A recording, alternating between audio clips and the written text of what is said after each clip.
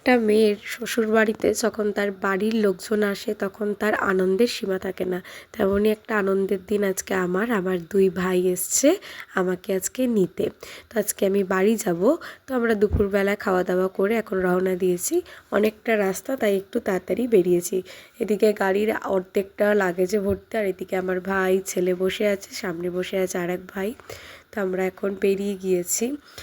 আর এদিকে প্রায় 2.5 ঘন্টার জার্নি। এদিকে আমার ছেলেও বেশ সুন্দর গাছপালা দেখতে দেখতে যাচ্ছে। ফাইনালি পৌঁছে গেলাম বাড়িতে।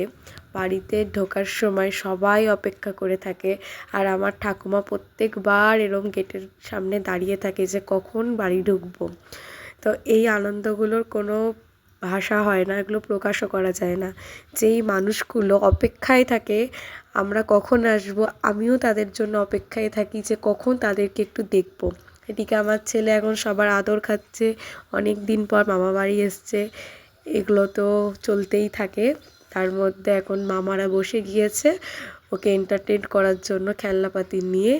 আর এখন যে যেদিক দিয়ে পারবে এখন ওনাকে একটু চটকাবে, আদর করবে, কারণ অনেক দিন পর সবাই তার নাতিকে পেয়েছে।